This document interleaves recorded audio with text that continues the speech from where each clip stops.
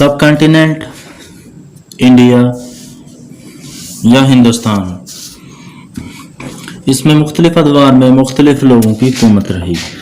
6वीं से 12वीं सदी का दौर राजपूत पीरियड कहलाता है। 12वीं से 16वीं सदी सलातिनी दहली का दौर, 16वीं से 18वीं सदी मुग़लों और मराठों का दौर, 18वीं से 20वीं सदी अंग्रेज़ों का दौर कहलाता है। सलातिनी दहली में पहला ख़ानदान जिसने हिंदुस्तान नॉर्थ इंडिया में हुकूमत की उसको हम ममलूक ख़ानदान के नाम से जानते हैं। सलातिनी दहली में पहला ख़ानदान जिसने 1206 से 1290 तक हुक्मरानी की उसको हम ख़ानदान गुलामा या फिर ममलूक ख़ानदान के नाम से जानते हैं। ममलूक वो लोग थे जो 9वीं सदी ईस्वी में तुर्की और सेंट्रल एशिया के इलाकों से आकर आबाद हो गए थे। साउथ की तरफ हिजरत करने के साथ इन लोगों ने इस्लाम कबूल कर लिया। गो के ये लोग गुलाम थे लेकिन अपनी अक्लमंदी और तदबीर की वजह से हुक्मरान बन गए। उनकी सबसे ज़्यादा तादाद मिस्र में थी और इजिप्शियन ममलूक की वजह से ही इंडिया में भी ममलूक अपना असर रसूख कायम करने में कामयाब हो गए। 1206 में मोहम्मद गौरी के कत्ल के बाद कुतुबुद्दीन ऐबक ने ममलूक ख़ानदान की बुनियाद रखी जो कि एक गुलाम था और बाद में हुक्मरान बना। कुतुबुद्दीन ऐबक ने 1206 से 1210 तक लाहौर पर हुकूमत की। उसने लाहौर को अपना तख्त बनाया और मस्जिद कुव्वतुल इस्लाम और कुतुब मीनार की बुनियाद रखी। वो पोलो खेलने का शौकीन था और घोड़े से गिरकर वफात पा गया। उसको लाहौर के बाजार अनारकली के करीब ही दफना दिया गया। कुतुबुद्दीन ऐबक की वफात के बाद इल्तमश जो कि वो गुलाम था हुक्मरान बना। उसने अपना तख्त लाहौर से दिल्ली शिफ्ट कर लिया। चंगेज़ खान की मौत के बाद उसने नॉर्थ इंडिया पर अपना तसल्लुत मजबूत कर लिया। 5वें हुक्मरान रज़िया सुल्ताना ने 4 साल तक हुकूमत की लेकिन औरत होने की वजह से कि उसको भी कत्ल कर दिया गया। लोगों को औरत की हुक्मरानी कबूल नहीं थी। रज़िया सुल्ताना की वफात के बाद अनायतुद्दीन बलबन हुक्मरान बना और उसने चेहाल गनी को ख़त्म कर दिया। चेहाल गनी 40 लोगों की एक काबीना थी। उसने इंडिया में बहुत से अच्छे काम करने की कोशिश की। आखिरी हुक्मरान मुइज़ुद्दीन ने 1287 से 1290 तक हुक्मरानी की। इस ख़ानदान की हुक्मरानी के दौर में कुतुब मीनार, मकबरा शहजादा नसीरुद्दीन मोहम्मद भी तामीर किए गए। ममलूकों की हुकूमत का खात्मा 1290 में खिलजी ख़ानदान ने कर दिया। दूसरा ख़ानदान सलातिन दहली में खिलजी के नाम से मशहूर है। खलाज लोग ताजिकिस्तान या फिर चाइना के सूबा काशगर से हिजरत करके इंडिया में आबाद हो गए थे। जलालुद्दीन खिलजी ने आखिरी गुलाम हुक्मरान को कत्ल करके 1290 में खिलजी ख़ानदान हुकूमत की बुनियाद रखी। जलालुद्दीन ने 70 साल की उम्र में तख्त पर कदम रखा। 1296 में अलाउद्दीन खिलजी ने जलालुद्दीन खिलजी को कत्ल करके दहली में ताकत का मुजाहरा किया और अपने आप को सुल्तान अनाउंस कर दिया। अलाउद्दीन खिलजी एक जालिम हुक्मरान के तौर पर पहचाना जाता था।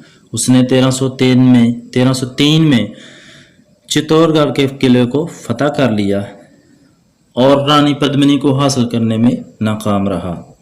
वो अपने ही लोगों को मारने में कोई कबाहत महसूस नहीं करता था। 1315 में अलाउद्दीन खिलजी की वफात हो गई और मलिक काफूर को सुल्तान बनाया गया लेकिन कुछ महीनों के बाद उसको भी कत्ल कर दिया गया। इस तरह 1320 तक खिलजी ख़ानदान में कोई काबिल कदर हुक्मरान न रहा। अलबत्ता मुबारक शाह को तख्त पर बिठाया गया लेकिन उसको भी 1320 में कत्ल कर दिया गया और तुगलक ख़ानदान की हुकूमत कायम हो गई। अलाउद्दीन खिलजी ने ज़राई टैक्स 20 से 50% तक कर दिया था। वो लोगों से मुख्तलिफ़ किस्म के टैक्स वसूल करता था और वो अपनी आर्मी को मजबूत रखने के लिए लोगों पर मुख्तलिफ़ किस्म के टैक्स लगाता था। खिलजी ख़ानदान के दौरे हुकूमत में इंडिया में ग़ुलामों को बहुत ज़्यादा फ़रोग़ मिला। तो time line of Khilji rulers हम देख सकते हैं। जलालुद्दीन खिलजी 1290 से 1296, अलाउद्दीन खिलजी 1296 से 1316, शहाबुद्दीन खिलजी 1316 से 1320। तो ये 3 प्रोमिनेंट रूलर्स या 3 प्रोमिनेंट हुक्मरान थे جنہوں نے خلجی خاندان میں حکومت کی۔ تیسرا خاندان جس نے سلاطین دہلی میں تیسرا خاندان تغلق خاندان کی ابتدا کے بارے میں ہسٹورین اور تاریخ دانوں کی کوئی حتمی رائے نہیں ہے۔ کچھ مورخ ان کو ترکمانستان کے ایک علاقے سے جبکہ کچھ ان کو مقامی آبادی کے لوگوں سے جوڑتے ہیں، یعنی وہ انڈیا کی مقامی آبادی سے تعلق رکھتے تھے۔ ابن بطوطہ کے مطابق یہ لوگ ترکمانستان کے علاقے سے ہجرت کر کے ہندوستان میں آباد ہوئے تھے، جو کہ حتمی طور پر ثابت نہیں ہے۔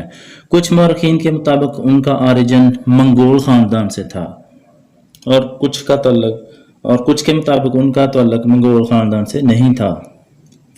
فیروز خان ایک ہندو غلام تھا جو کہ خلجی خاندان میں آخری حکمران تھا۔ غازی مالک نے اپنا نام تبدیل کر کے غیاث الدین تغلق رکھ دیا۔ غیاث الدین تغلق نے خلجی خاندان کے لوگوں کو نوازا جنہوں نے حکومت بنانے میں اس کی مدد کی تھی۔ اس نے دہلی کے باہر ایک شہر بھی آباد کیا تھا تاکہ منگولوں کے حملے سے بچا جا سکے۔ غیاث الدین تغلق کو اس کے بیٹے اولوغ خان نے قتل کر کے حکمرانی کی گدی سنبھال لی۔ اس نے اپنا نام محمد بن تغلق رکھا۔ محمد بن تغلق نے کافی نئے علاقوں کو فتح کیا، لیکن ان علاقوں کو سنبھالنا ایک مشکل کام تھا۔ محمد بن تغلق کی وفات کے بعد فیروز شاہ تغلق حکمران بنا۔ اس نے 37 سال تک حکومت کی۔ فیروز شاہ نے محمد بن تغلق کے سارے خدمتگاروں کو یا تو نوکری سے ہٹا دیا یا پھر ان کو قتل کر دیا۔ فیروز شاہ کے دور میں بنگال کی سلاطین دہلی کے قبضے میں نہ آ سکا۔ فیروز شاہ کی وفات کے بعد سلطنت میں خانہ جنگی شروع ہو گئی۔ یہ خانہ جنگی 1394 سے 1399 تک جاری رہی، حتیٰ کہ سینٹرل ایشیا کے حکمران تیمور لنگ نے 1399 میں دہلی پر حملہ کر دیا۔ تیمور ایک منگول حکمران تھا اور چنگیز خان کی نسل سے تعلق رکھتا تھا۔ تغلق خاندان نے سلاطین دہلی میں سب سے بڑی سلطنت قائم کی تھی۔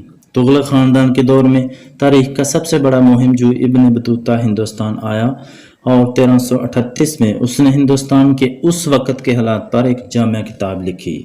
ابن بطوطہ موروکین مہم جو تھا، یعنی مراکش کا رہنے والا تھا اور ایک مغربی مسلمان تھا جس نے دنیا کے بیشتر علاقوں میں سفر کیا تھا۔ ابن بطوطہ 1334 میں افغانستان کے راستے سے انڈیا آیا تھا۔ ابن بطوطہ نے سلطان کو کافی تحفے تحائف دے کر بدلے میں بہت ساری مراعات حاصل کر لیں۔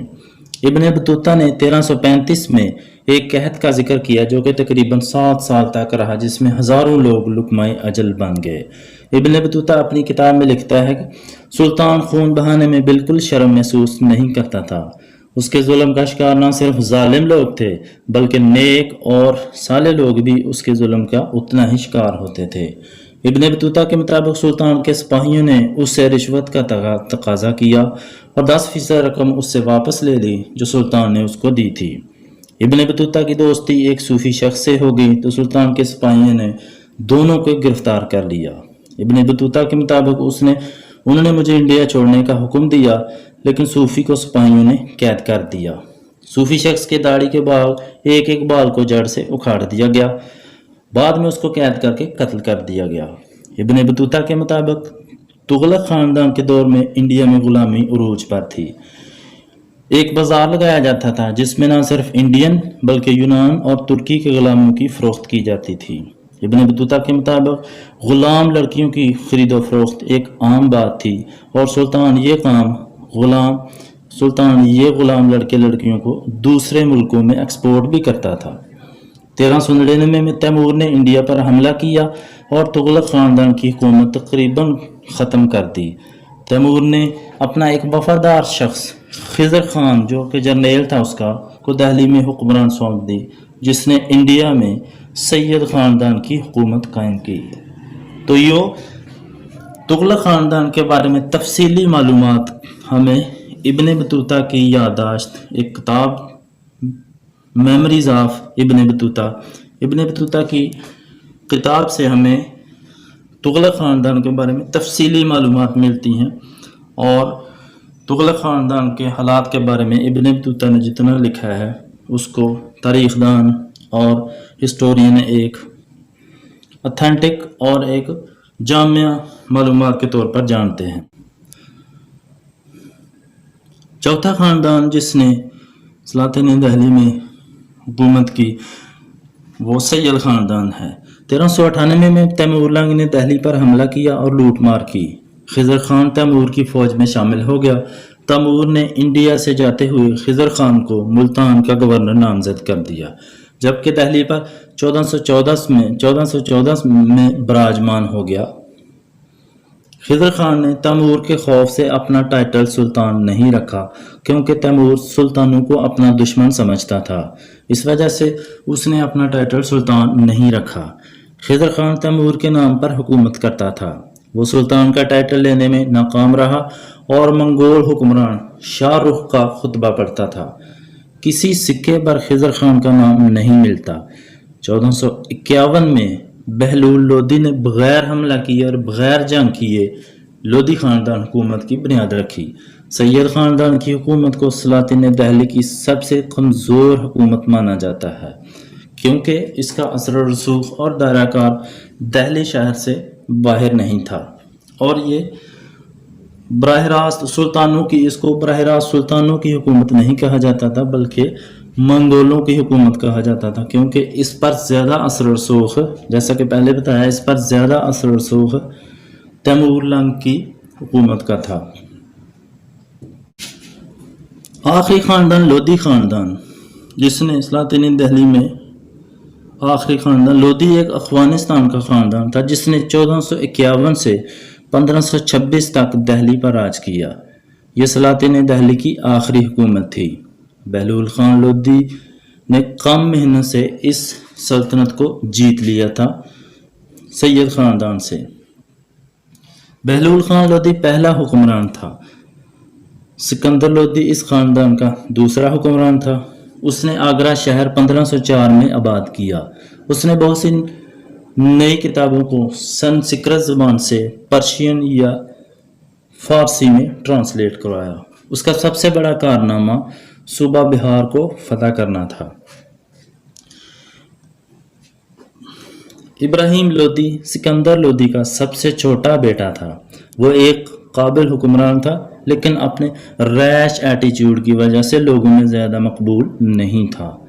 पानीपत की पहली लड़ाई में इब्राहिम लोदी को शिकस्त का सामना करना पड़ा, और यूं सलातिन दिल्ली की आखिरी हुकूमत का ख़ात्मा हो गया, और मुग़ल हुक्मरान या मंगोल हुक्मरान बाबर ने हिंदुस्तान में अपना तसल्लुत कायम कर लिया। यूं सलातिन दिल्ली का हमेशा के लिए हिंदुस्तान से ख़ात्मा हो गया, और मुग़लों की सल्तनत, जो कि 1556 से लेकर 1707 तक हिंदुस्तान पर काबिज़ रही, उनका कब्ज़ा हो गया।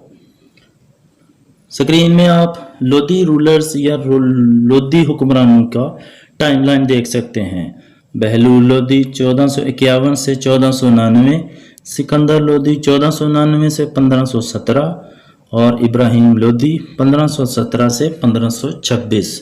1526 में बाबर से शिकस्त खाने के बाद इस सल्तनत का ख़ात्मा हो गया। 1527 में जंग खानवा में राजपूतों को शिकस्त देने के बाद तकरीबन पूरे इंडिया पर मुग़लों की हुकूमत हो गई।